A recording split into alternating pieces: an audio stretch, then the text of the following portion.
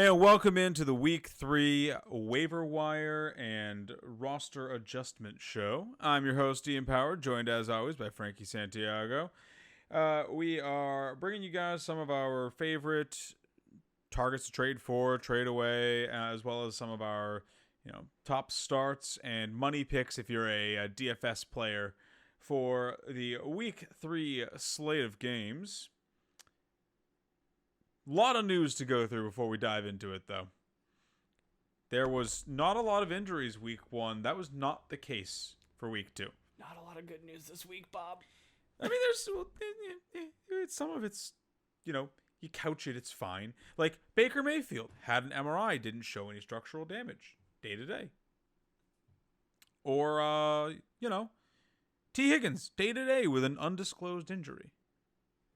Yes, those undisclosed injuries, you want to hear that a lot. I mean, day-to-day is good at least. Yeah, it's better than nothing, I guess. Sure, you could go to, fellow AFC North player Jarvis Landry, knee, week to week with a sprained MCL. Terrible. We've also got Darrell Henderson, ribs. He has a rib cartilage injury that he suffered this week. Has a chance to play this weekend. Sounds like it's going to be mostly pain management.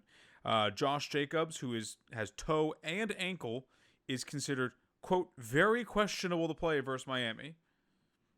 It's direct from the mouth of John Gruden. So I would questionably play against the Miami front seven, too. Derek Carr, ankle, is expected to play versus the Dolphins, although he is considered day-to-day at this time. Tyrod Taylor with a hamstring, could be out for a while, probably headed to the reserve list from what it sounds like, which is too bad because he looked okay. I feel we say this about Tyrod Taylor all the time, but it's like... He is a career 500 quarterback. I'm actually pretty sure that stat still holds true. I'm going to double-check it. He looked okay. Now he is going to miss some time, and that Houston Texans team becomes even harder to like. Amari Cooper, ribs, dealing with some rib bruising that he suffered in week 1 apparently, and then aggravated in week 2, which is not what you want to hear. I mean, at least it's only rib bruising, but it sounds like it's getting worse, not better. So I don't expect him to miss time because of this, but this could easily be one where if he, aggravates it a little bit further this week, he might end up missing some time. I really should have just written this next one as 49ers running back room, because the next 3 are JaMychal Hasty, Trey Sermon, and Elijah Mitchell. JaMychal Hasty is expected to be sidelined for a while with an ankle. Trey Sermon is in the concussion protocol, and Elijah Mitchell is the healthiest of the bunch, currently considered day-to-day with a shoulder. It's a shoulder injury, so he's probably going to be able to play through it. Yeah, I was going to say, I think the only kind of bright spot was that he did come back into the game for them. Yeah, I mean, that's like the silver lining here. They're talking about bringing in Lamar Miller and Duke Johnson to try and fill out this running back room, because they had 4 on the roster. I guess 5 if you count Jeff Wilson, who came into the season hurt because he hurt himself in the shower or something in the offseason. Hurt himself going upstairs. Like,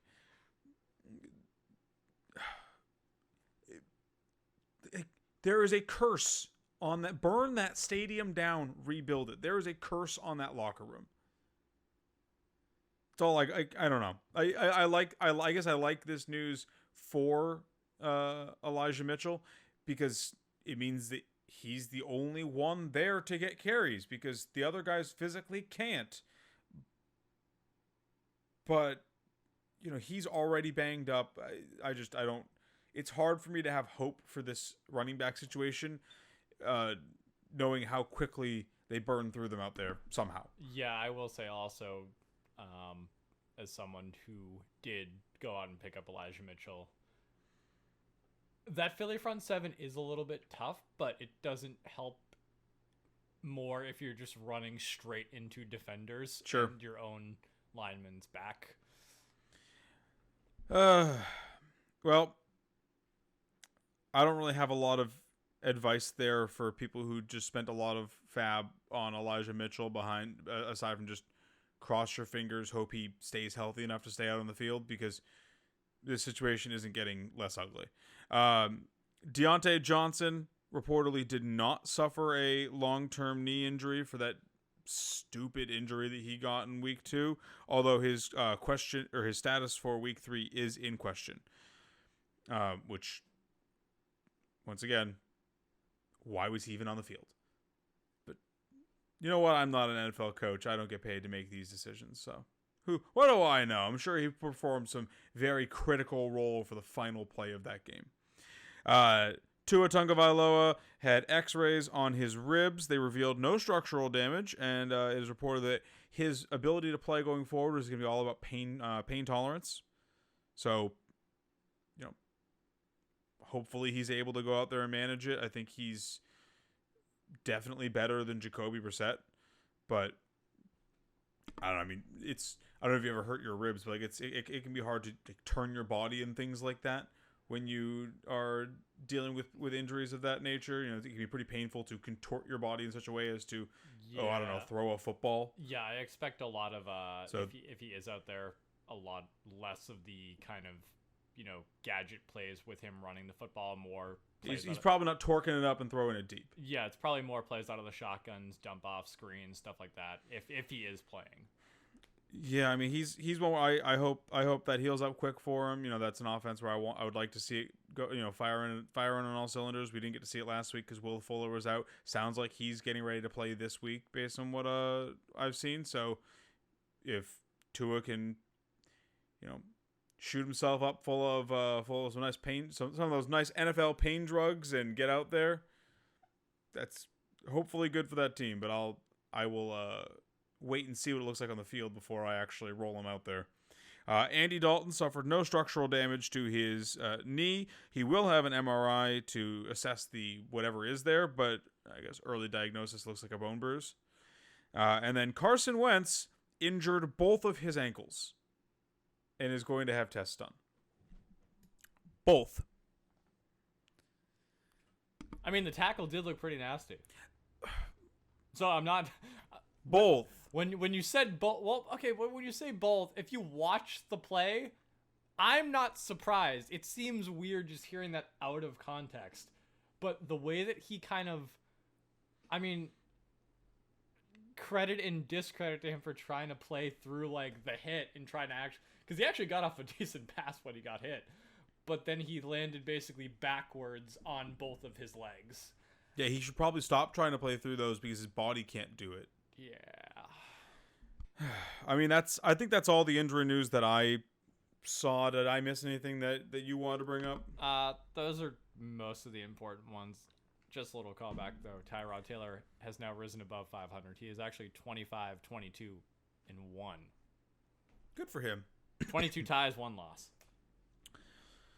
All right, let's get into the meat and potatoes of the show here. As always, if you like the content that we're bringing to the table, if you want to hear more of us, make sure to hit that subscribe button, ring the notification bell, follow us on Twitter at the Fantasy 4-Pack, at the Fantasy 4-Pack _Ian, at Senpai Koala, and at the Spoon. That's where you can catch us on Twitter, find our football related or just life related musings. That's also the best spot to ask us questions, be them start sit related, how much I spend on player X, what do you think of my team? You can ask Frankie shoe related questions. I wouldn't recommend asking anyone else those. Yeah, we'd love to hear from you. We've got obviously a missing co-host today, so I think I'm just gonna read through Vitali's to start out, and then we'll go back and forth on ours. Vitali has A.J. Brown listed as his trade 4. He's a player who has kind of disappointed, especially based on draft value to this point in the season. So it makes sense that A.J. Brown managers might be a little frustrated with him at this point in the season. Definitely worth going and shaking that tree, seeing if they're willing to part with him for a little bit cheaper than what you might normally get A.J. Brown for. His trade away is Devin Singletary. I know Devin Singletary just had a good game. I don't personally see the value here just because his name is still Devin Singletary, and one bad game does not wash off a lifetime of stink. Yeah, it doesn't help that Zach Moss also had a pretty good game. Yeah, maybe you can target, someone who's really hurting at the running back position.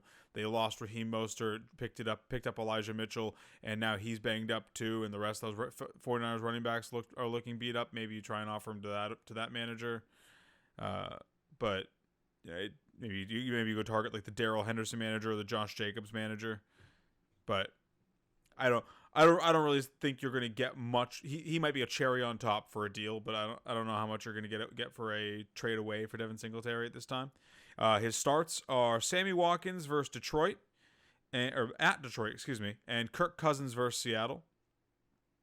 Don't hate either of those. Seattle has obviously shootout potential. They can score really quickly. They can score on one play against you. So it's and as we're going to see more than a few of my picks, I like this Baltimore-Detroit game a lot. Sure, I think there's points to be scored there. I mean, we just saw the Packers game get quite a few points tossed around. I know Aaron Rodgers is a really good quarterback, as he reminded us all tonight, but I don't see issues with. I don't think this Baltimore team is going to have issues scoring on Detroit at all. I really like the running game in this one. And so Lamar Jackson, Tyson Williams, Latavius Murray. I think they're all going to have just fine fantasy days, and the passing options should at least get some volume along the way. And then his money picks are Chase Edmonds at Jacksonville for $5,700 and Kyle Pitts at the New York Giants for $4,900. All right, Frankie. I did a bunch of talking. Why don't you take us away here with your trade for? Yeah, I'll start us off. Similar to Vital, I think I'm picking a guy here who wasn't going as high as AJ Brown, and 5th, 6th round. Yeah, definitely not as high, but still a high enough pick to disappoint. So he could be like your wide receiver 2-3. Brandon Ayuk. He is. Thank you for asking.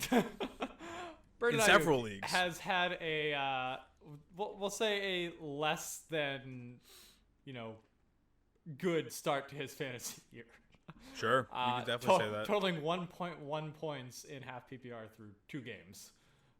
For whatever reason, the Niners have decided that the guy who carried their receiving load last year, we're just not going to use him. Sure. And I don't think that is going to keep up for, maybe they're not going to realize it in the immediate future, but with how the running back room is looking right now, and honestly, how they've been playing in general on offense, their defense has, thankfully looked good for them. Yeah. But I don't think that they can keep doing what they're doing, and they're going to need to change it up. And, totaling 1.1 points, there might be people in some leagues who are dropping Brandon Ayuk. Droppering him.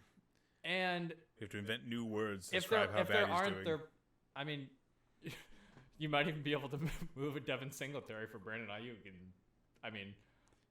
I know I'm an outlier, but I would not accept Devin Singletary for Brandon Ayuk. He is for me, he's just a super buy low guy because, especially in those leagues where, again, you may have those people who are just struggling at running back or just aren't happy with what he's putting out as a 6th round pick. You can even pick up, move some guys you picked up off the waiver wire. Depending on how high people are on, the Raiders, Bryan Edwards, he just had a good game. Yeah. Rondell Moore, another guy who had a great game.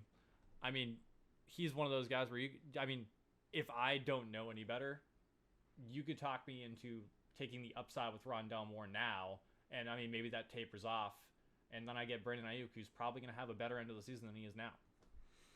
Yeah, I think the biggest opportunity for Brandon Ayuk right now, as far as trading for him, is that a lot of people who, as you said, he was drafted fairly early, so a lot of teams wide receiver 2, maybe wide receiver 3. Having a player like that, not just do poorly to start the year, but just straight up basically goose you over 2 weeks. He's averaging, in half-point PPR, he is averaging half a point a week. So, I think technically 0.55. There we go. So, speaking from the standpoint of someone who ended up with Brandon Ayuk in quite a few leagues this year, it's definitely, I've managed to piece together victories so far because I drafted well around him, but I'd be willing to bet there's a lot of teams out there that are losing weeks because of Brandon Ayuk. I lost week 1 because of him, and I almost lost week 2. Uh, he is going to end up on a lot of 0-2s, and when you get to 0-2, you make irrational decisions sometimes. You're like, I need to get a win here now. That's how you get him onto your squads. You target those managers. You do a little bit of fear mongering. Maybe you say, hey, you can't absorb another loss here. You're going to be building up a head of steam in the wrong direction. You offer him just someone who can get them points at least for a guy who we know has superstar potential when he's healthy.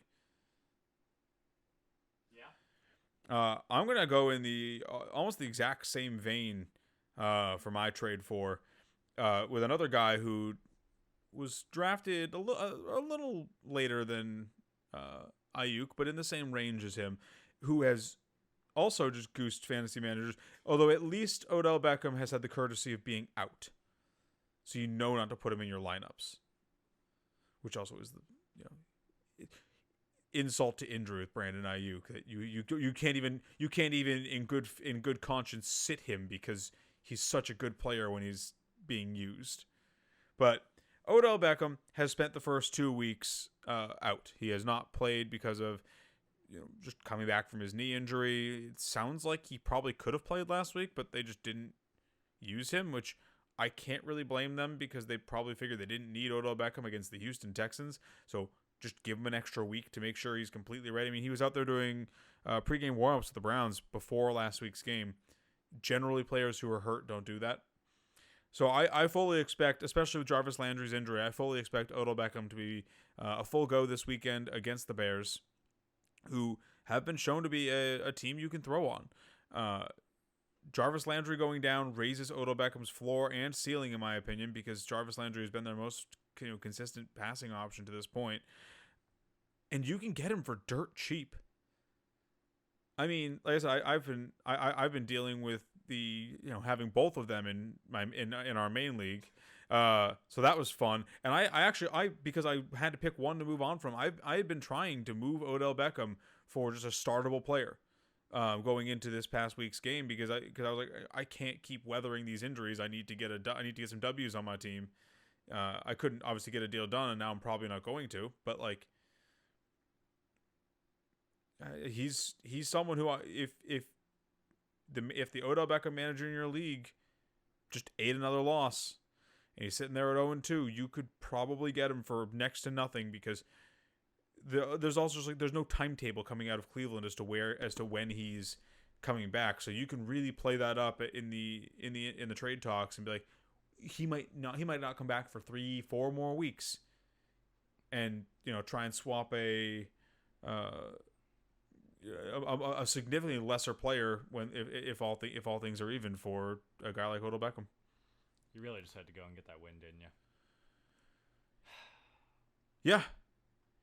I like speaking from the standpoint of rostering both of them. The 1-1 mentality is a lot better than the 0-2 mentality, because it buys me a little more time for me to sit here and wait for these guys to figure it out. If you're 0-2, like if every early loss that you get just dramatically lowers your chances of making the playoffs. That's just math. The more early wins you get, the easier it is for you to balance out wins over the course of the season, because those things tend to swing. We were talking about this pre-show where it's like, I had a ton of touchdowns on my team this week and still almost lost because my opponent had Mike Evans and Tom Brady. But I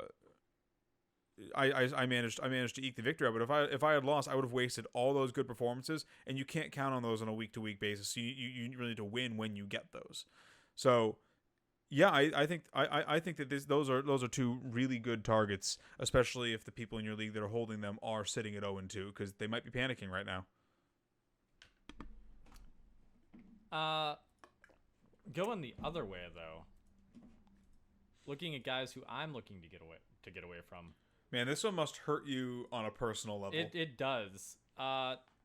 Sell Julio Jones now. He did have a really good game.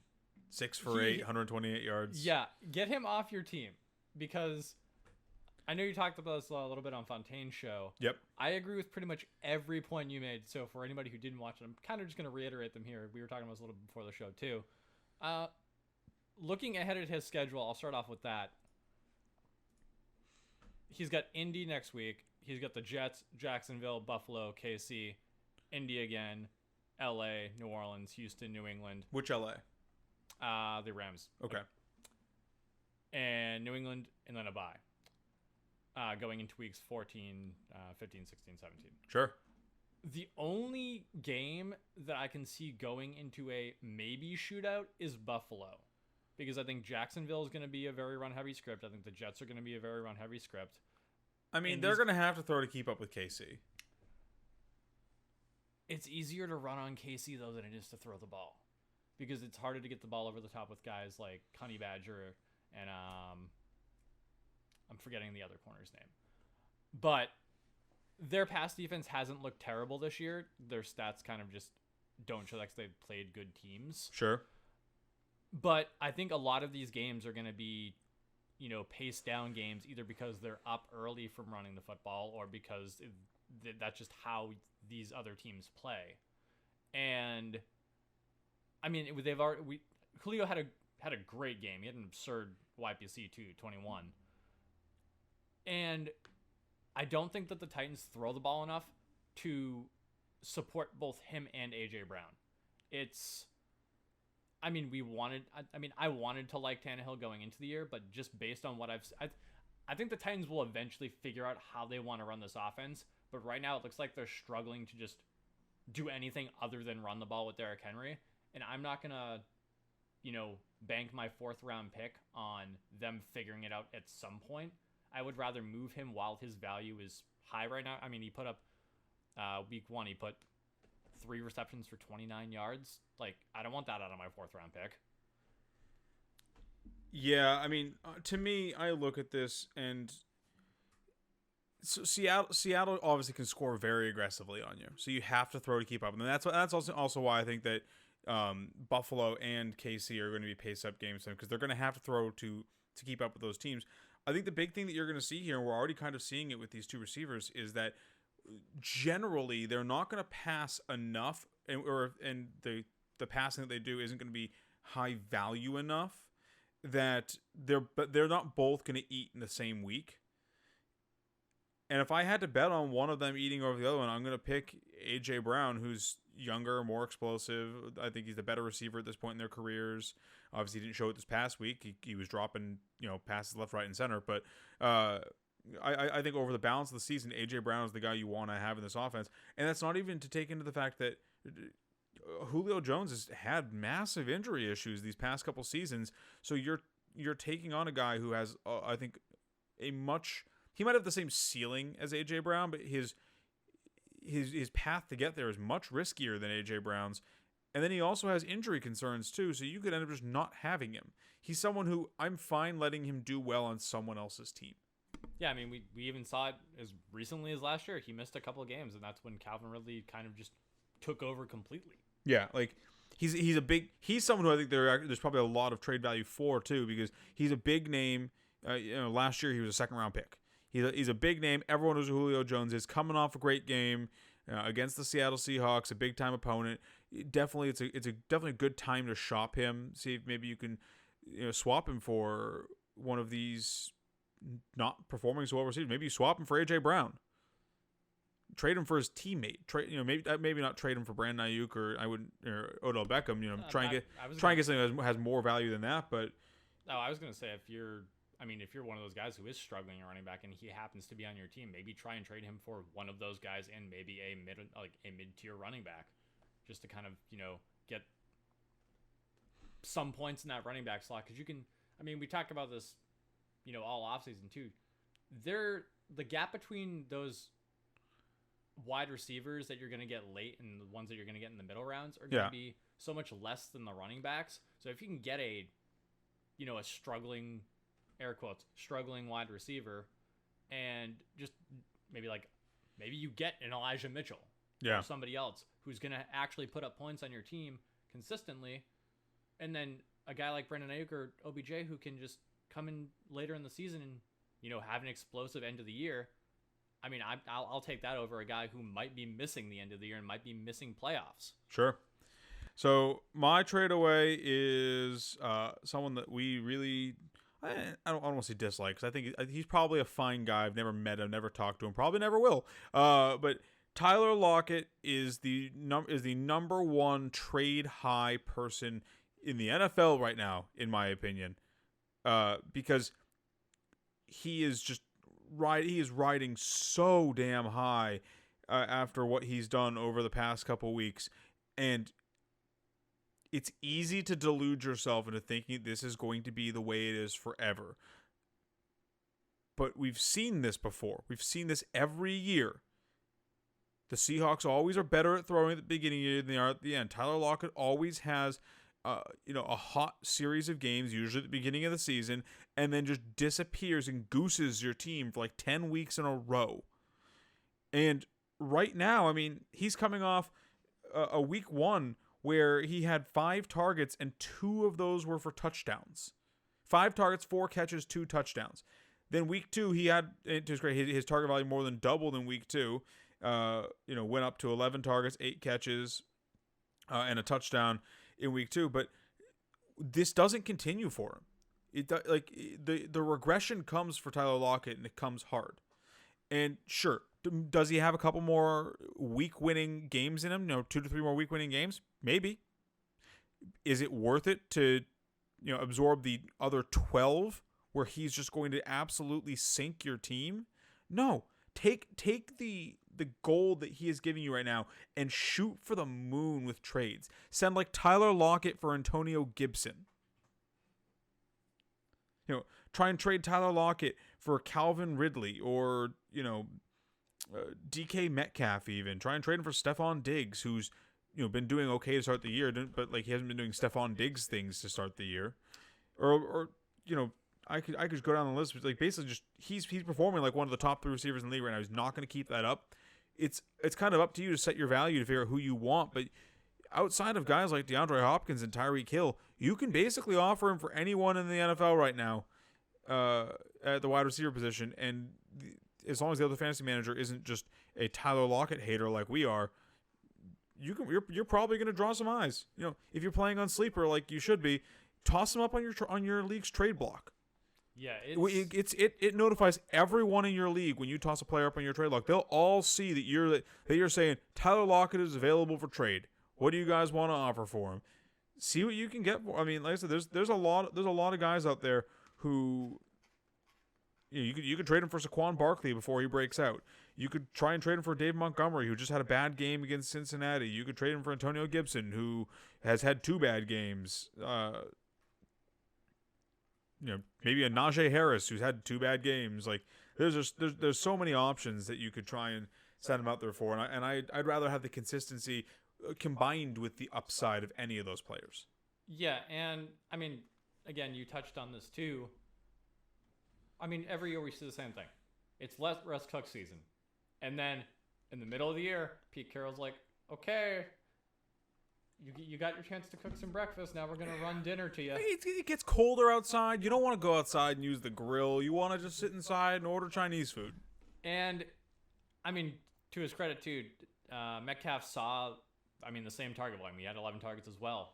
And if one of those guys is going to retain that, I think it's going to be Metcalf because... Well, that's the thing is we've seen Metcalf be that the more consistent guy in that offense in the past.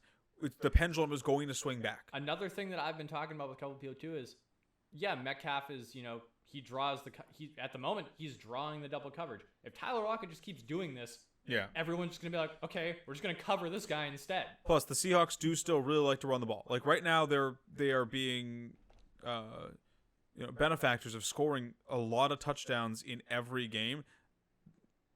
That's going to slow down because it just does. No, you can't keep scoring 4 touchdowns a game. It doesn't happen to anyone. Yeah, so like that's going to pull back. They like to run the football. Chris Carson also got in the end zone twice this week. He got some decent carry volume. It's just not sustainable in my eyes. I'd be looking to move on from him. All right, Frankie, let's get into the starts and money picks, and then we can hop on the waiver, the waiver wire to close this show down. I'll take it away with, since I'm already chatting over here anyway, I'll take it away with my starts, and I'll kick it over to you. My 2 starts this week, I'm starting Odell Beckham against Chicago this week. This is assuming he plays, obviously, but Jarvis Landry week to week. That means he's not playing this week. Week to week players typically do not play in the week following their injury. So Jarvis Landry is out of the lineup for the foreseeable future, probably 2 to 3 weeks with an MCL sprain. Odell Beckham should be coming back this week, and he is going to be the number 1 target in this team. And the number 2 target is injured. The number 3 target's gonna be like Donovan Peoples-Jones. So I'm not terribly worried about anyone else who catches the football on this team.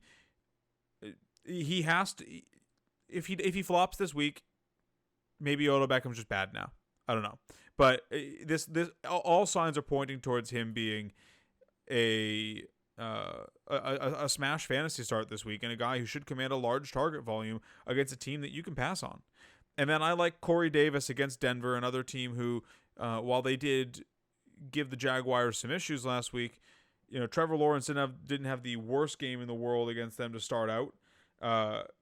We've seen this Denver team be able to be thrown on, at least a little bit. And while I don't think that the Jets are a world beater offense, I think they're good enough to move the ball a little bit against Denver. I don't think they're as bad as what we saw last week against the Patriots.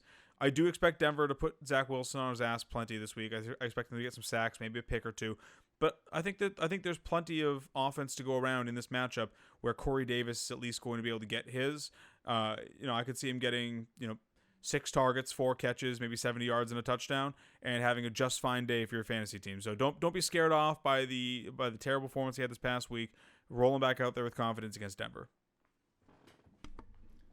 Yeah, I like both those guys. I was looking at Corey Davis as well because, I think this is going to be a bounce back game for. No one performs well against New England for the most part, especially not rookie quarterbacks. Yeah, like Bill has a special way of just absolutely strangling rookie quarterbacks when they play against him. So I wouldn't be too concerned about this. My first start of the week is going to be Tyson Williams because love it. I don't know if you guys did. I watched the Green Bay Detroit game, and the first half was pretty good for Aaron Jones. The second half was a lot better for Aaron Jones. I think anybody who's running the football in Baltimore is going to have a great time this game. Detroit did not look great against the run. Actually, they looked surprisingly decent against the pass in the first half. They kind of tailed off at the end, but that's what's going to happen when you have a rookie corner. Yeah. But yeah, no, I like all the running options in this game, but the guy that I like the most is Tyson Williams. Looking at what he did last week, he looked great running the ball out there. My second start of the week, Sterling Shepard. Sure. To start the year at least, has actually looked good for all of Danny Dimes' faults. But no, he's getting great target volume. He's doing a lot with it. He's taking some catches out of the backfield too, and doing tricky end-around plays. I think the biggest thing with him in this matchup too is that it's a really soft matchup. Yeah, Atlanta has not looked great. This matchup is soft like puppy poo. To put it lightly, Atlanta has not looked great. But yeah, no, I think that there's going to be a lot of points scored in the Detroit-Baltimore game. Sure. And it's weird to say I think the Giants are going to run away with this one. No, I do think they are. I think the Giants' defense is better than people give it credit for. The Falcons look bad, and Danny Dimes, to his credit, has looked okay so far this year. I could see the Giants honestly, I could see the Giants going up early on Atlanta and not really giving the game back. Yeah. All right. For my money picks this week, I talked about this on the recap show when I was waxing poetically about Cooper Kupp. Cooper Kupp didn't go up over $7,000, so I'm in on Cooper Kupp again this week. $6,800 versus Tampa Bay. That's going to be a shootout. I haven't looked at the totals yet, but I imagine the total is going to be near 50, if not over, for that matchup. With Stafford getting Brady coming to them. I expect Cooper Kupp to once again be the focal point of this offense. There doesn't seem to be a great way to slow him down. The connection that he and Stafford have is good. He can run all the different routes on the field. He's not just a slot, although he does run primarily in the slot. He can run basically any route you need to on the field. Stafford just seems to be able to put the ball in his hands as he wishes. While he's probably not going to go for $168 or whatever it was in 2 again, I could see him easily getting 10 targets in this game and finding the end zone, or at least getting over 100 yards. So Cooper Kupp is a smash pick for me in a game that I'm likely going to be double stacking and trying to find bring back plays on. And then on the other side is my bring back play. Chris Godwin going to Los Angeles, $6,100 this week. He is once again I put Chris Godwin in here, but really you could put any of the Tampa Bay receiving options, including Rob Gronkowski, in here, because I know I'm cheating a little bit, but I'm just going to go through their prices. Mike Evans only $6,300, even after the big week he had last week. Obviously, Chris Godwin is $6,100. Antonio Brown, let me just pull up his price here. Antonio Brown is only $5,200. And then we go over to the tight end position, and we've got Gronk at $55. Gronk might be a little expensive, just with how tight ends are, but I think any of those receivers in Gronk as a contrarian play are in play this week against Los Angeles. I like Chris Godwin the most. I think that he's shown that he's looking to be a very consistent receiver so far this year. He's going to be someone who I'm trying to feature pretty heavily in my DraftKings Rams and Tampa Bay stacks this week. Yeah, I agree with both of those guys. I mean, it's absurd that Cooper Kupp is not above 7,000. He should be at least 7 flat. I don't understand the pricing, but let's especially in a pace up matchup like what he's got. He should be with his target volume 36% so far over the season. He should be at least 7.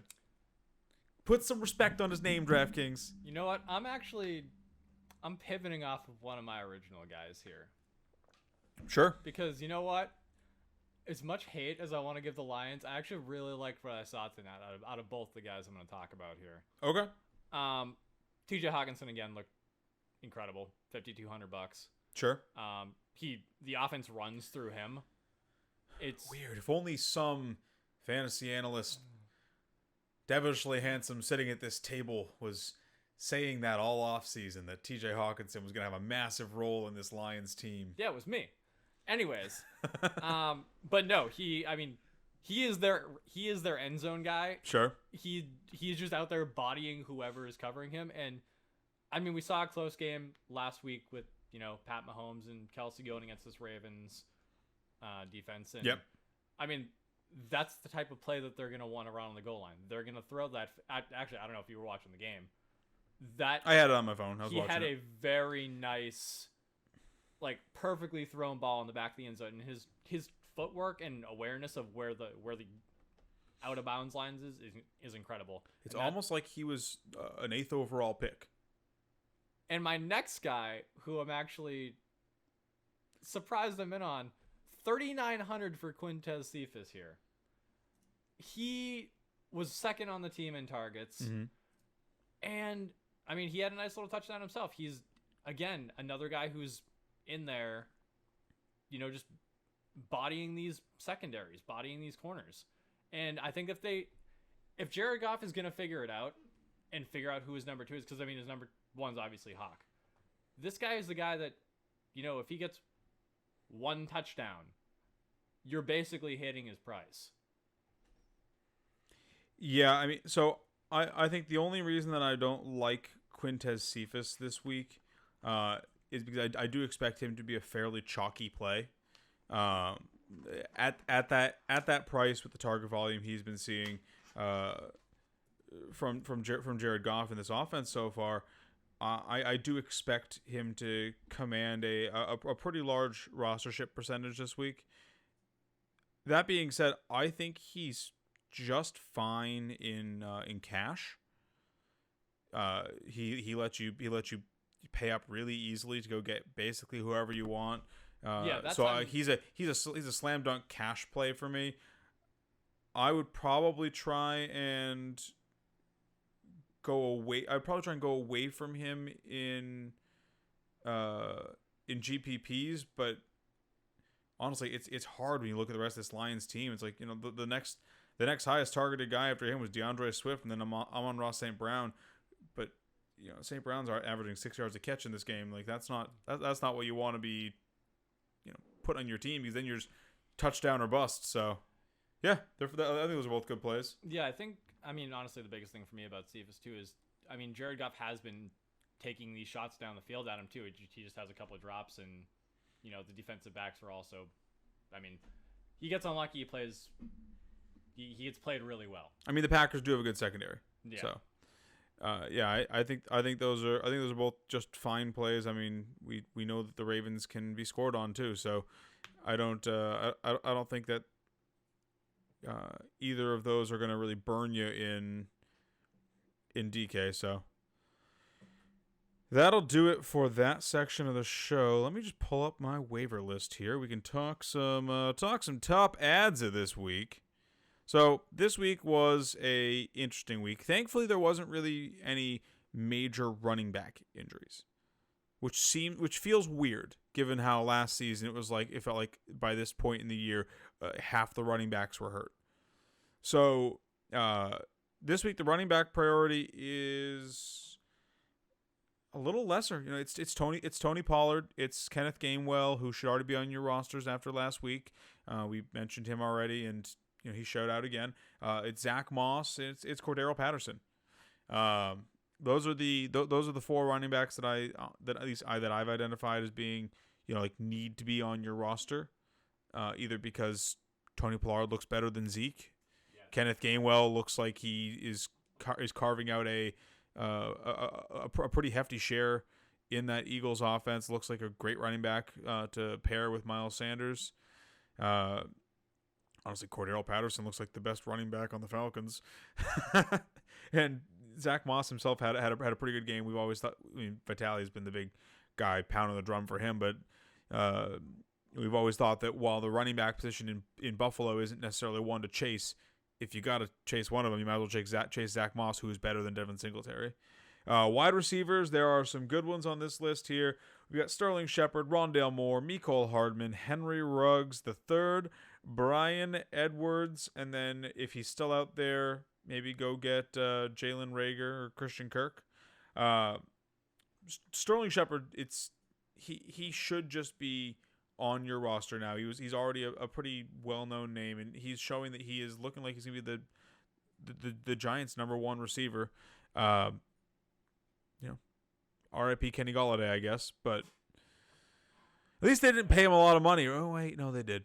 I think Kenny's gonna figure it out eventually, but in the meantime, Sterling Shepard is showing out and earning himself a large target volume. You don't get the amount of looks that he gets by being a bad player. So yeah, if I didn't flex him last week, I lose.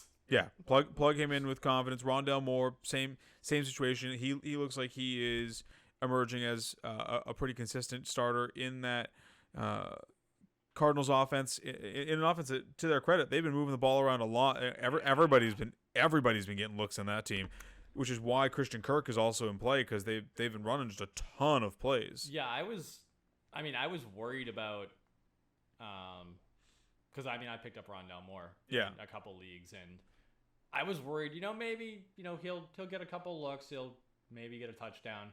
But just looking at that game last week, Kyler Murray's ability to just spread the ball around and get everyone targets and everyone touchdowns and everyone yardage is just incredible to watch.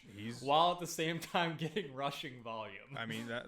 That man could end up as MVP of the National Football League. It's absurd. He is definitely someone to. Definitely someone to keep an eye on. Not that Kyler Murray is going to become available in your league, but definitely someone to keep an eye on over the course of the year, just because of all the crazy things. He's going to put up some highlights. So get a piece of that Cardinals offense while you still can. Those receivers are still widely available in a lot of leagues. And I'm actually curious, what is Sterling Shepard's rostership percentage? Let me pull that up. Sterling Shepard is only in 54% of leagues right now.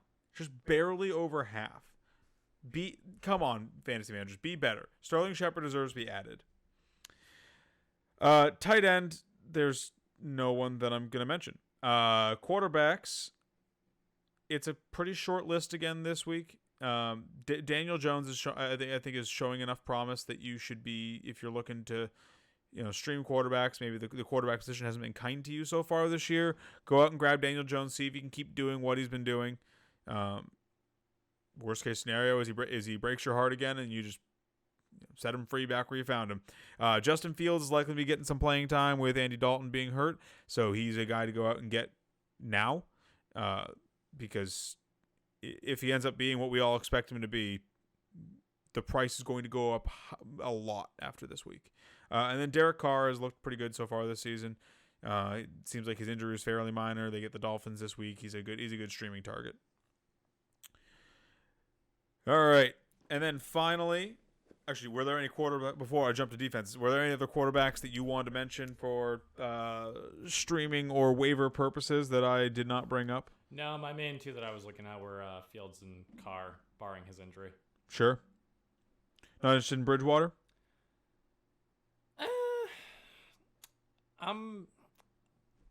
No. Okay, fair enough. And then for our defenses to round the show out, we always give you guys a few good defensive pickups to try and help you win your week if you're streaming defenses. This week, we've got 3 under 30. Which is great. Means they're almost, especially the last one that we're going to mention, they're almost guaranteed to be picked up in your league, unless you're in some sort of 2 defense monstrosity. We've got the New York Giants at 9% rostered. They've got the Atlanta Falcons coming up to them this week, and as we talked about, the Falcons look bad. That Giants defense is better than people give them credit for. I could see them getting after Matt Ryan with ease this week. Racking up some sacks, and pressure on the quarterback equals chances for turnovers because you're running them down. They're trying to get rid of the ball. All you need is one bad throw to end up in a defensive back's hands, and you've at least got a pick or a chance to return it for 6. So I like the Giants a lot this week. You mentioned the Cardinals against Jacksonville. Do you want to make the case for them? I mean, I think that this is going to be... They are 30% rostered, by the way. It's not, for me, it's not even about the turnovers. But, I mean, there can be turnovers there. It's more of the fact that I think that they're going to get to the quarterback a lot. And, sure. I mean, Trevor Lawrence is still a rookie quarterback going against a good defense. And Jacksonville went out. They got Travis Etienne. He got injured. They got Trevor Lawrence. What do they do to their offensive line? The same thing that we saw with Darnold and the Jets. They didn't put anything to protect him. So, I mean, I think that we're going to see a lot of their pass rush come in. I think he's going to be on his ass a lot. I mean, Chandler Jones racked up 5 sacks in week 1. If Chandler Jones racks up 5 sacks in week 3, I'm not going to be shocked. Yeah, it's... That man's trying to get to double-digit sacks as quickly as possible here. I don't think this is going to look pretty. No. Trevor Lawrence is going to spend a lot of time on his butt, and he's already thrown a couple picks in both of his starts. So I definitely like that one, and especially at 30%, they're the highest rostered defense we have on this list here, and the potential for fantasy points is huge with them. And then finally, we've got the Las Vegas Raiders sitting at 1% rostered. They've got Miami traveling out to them. They've looked, honestly, pretty good so far for a defense we didn't expect a lot from this year. Miami has, conversely, looked very, very, very bad. They now have a Tua that's dealing with a rib injury. That's going to affect his throwing motion. It's going to affect how well he can push the ball down the field. That ball could be coming out slower. It could be coming out a little wonky, which, once again, opens the door for picks.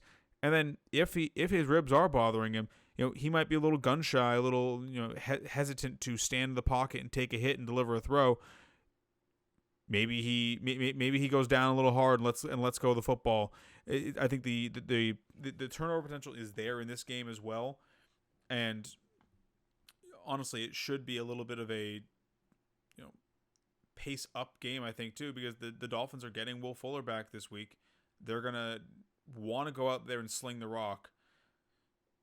I mean, you want to target offenses that are going to have attempts. Miami is going to do that for you. Las Vegas has actually looked pretty good so far. So, if they go out there and they score and they force Miami to come out and throw on them, you could see Tua throw a bad pick or two, or lose a fumble because he gets hit a little bit hard, and suddenly the Raiders defense is scoring a bunch of points for you. Yeah, I mean, week 1, I talked about how much I liked that Raiders-Ravens game, and it was kind of a question. Oh, was it the Ravens just playing bad or the Raiders playing good? And then in week 2, we saw them kind of just have their way with Pittsburgh until the end. And yeah, no, that pass rush is actually really scary. And I think this is kind of similar to my take on Arizona Jacksonville. I think that Miami's going to struggle a little bit because, I mean, not from lack of quarterback talent, but just because he's going to be banged up going in. I mean, and to be fair, I don't think this Raiders defense is good, but I think they're good enough to take advantage of bad teams. And the Dolphins are looking like they might be a bad team. So I think at the end of the day, just simplifying your process, I think the Raiders are just this might just be they're not a defense you want to keep on your roster, but this is just right place, right time. Roll them out there, see what you can get. All right, well, that'll do it for us. Join us later in the week as we bring you guys our Week 3 countdown show, talk to you about the slate as a whole and what we like and dislike about each of the matchups. And as always, if you have any questions for us in the meantime, hit us up on Twitter. You can see our handles on the screen in front of you. We would love to hear from you. Thanks, and have a good one.